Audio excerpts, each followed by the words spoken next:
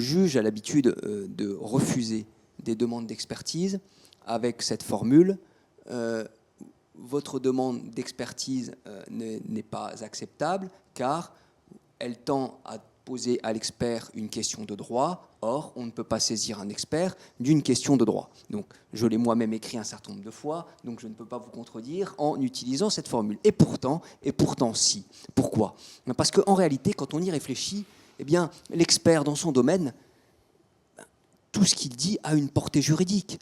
Par nature, lorsqu'on prend dans le domaine de la construction et que tel opérateur de la construction n'aura pas respecté les règles de l'art, eh bien les règles de l'art, ce sont des règles qui ont une portée normative très claire. Quand nous aurons un médecin qui pratiquera une intervention et qu'on demandera à l'expert de définir s'il a respecté les règles de l'art du médecin, eh bien, qu'il utilise le mot faute ou le mot manquement, dans tous les cas, c'est la même chose. Ça a une portée juridique. En revanche, ce qu'on ne peut pas demander à un expert, c'est de répondre à une question qui serait uniquement une question de droit. On a souvent la difficulté dans les marchés. Dans les marchés, dans l'exécution des marchés, les parties, les avocats, souvent ont tendance à demander une expertise pour que l'expert fasse le règlement du marché. Savoir si les travaux qui ont été effectués étaient conformes à ce qui était ordonné par le marché. Ça ne marche pas parce que dans la globalité, c'est une question juridique. Le règlement du marché en soi, c'est quelque chose qui va être fait par le juge. En revanche, il appartient à l'avocat, aux parties, si vous me permettez cette image, de découper le salami en tranches fines. Et ça n'empêche pas qu'on demandera quand même à l'expert de savoir si les peintures ont été faites de façon conforme à tel alinéa du cahier des clauses techniques particulières. Eh bien, la conformité des opérations de ravalement de la façade au cahier des clauses techniques particulières, c'est bien une question de droit. Donc en fait, on ne peut pas être aussi radical que cela. Ce qu'on ne peut pas demander à l'expert, c'est de se prononcer de façon globale sur une question qui serait purement, et déjà même en disant ce purement juridique, je m'aperçois qu'il y a une contradiction dans les termes. Donc c'est pas si simple. Oui, c'est pas si simple. Je pense effectivement en droit de la construction, par exemple, la réception, c'est une notion juridique. Et effectivement, on ne va pas pouvoir, par exemple, demander à l'expert s'il y a eu réception tacite, de dire dans son rapport, effectivement, si la réception a été tacite, parce que la réception tacite est une notion purement juridique, avec des faisceaux d'indices que le juge administratif a posés dans une jurisprudence. Donc, cette question-là, il ne peut pas y répondre en disant réception. En revanche, il doit, dans le cadre de son expertise,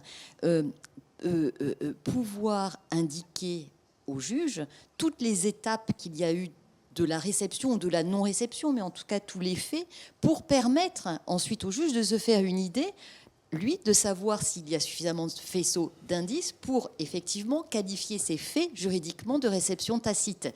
Mais du coup, c'est très étroit. Enfin, là, je vais prendre un exemple qui peut apparaître affreux, mais qui permet de bien comprendre la différence entre ce qui est un fait et ce qui est une qualification juridique.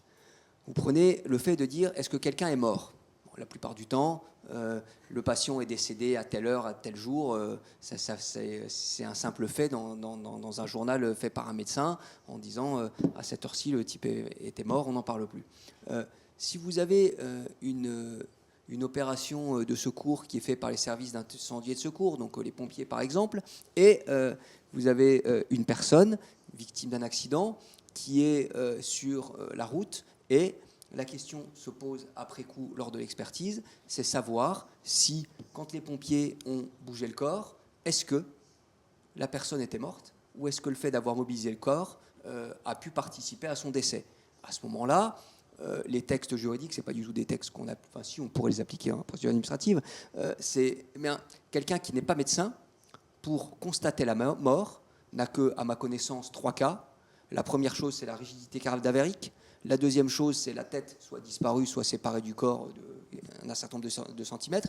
Et il me semble qu'il y a aussi un cas de figure où il faut que le corps soit brûlé sur plus de 80-90% de la surface, auquel cas on peut estimer que le corps est celui d'une personne décédée ou pas. Donc on s'aperçoit que même sur la question de savoir si la personne était morte ou pas, une fois ce sera du fait, une fois ce sera une qualification juridique. Vous imaginez bien que si les pompiers ont mobilisé le corps de quelqu'un, l'ont déplacé alors qu'il n'était pas mort, les précautions qu'ils auraient dû prendre sont très importantes, et ce sont des choses qui peuvent amener à un engagement de responsabilité des agents qui sont intervenus qui ne seront pas anodines. Et donc le fait de se prononcer sur la question de savoir si la personne était morte ou pas, à son sens, si vous avez une expertise qui porte sur ce point, qui est donnée à un médecin, vous apercevez qu'il va répondre clairement à une question de droit.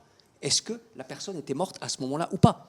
Donc, toutes les questions d'espèce, il faut comprendre que c'est une question qui est compliquée, que c'est une question qui est délicate, qui est très précisément à l'articulation entre nos différentes fonctions. Nous sommes tous ici autour de la table, avocats, experts, magistrats. Nous sommes tous des auxiliaires de justice. Nous avons des métiers qui sont plus spécialisés que d'autres en ce qui concerne l'appréciation de la technique et celle de la pure question juridique, mais la distinction de ces différentes questions n'est pas du tout aussi évidente que ce que certains voudraient bien laisser paraître.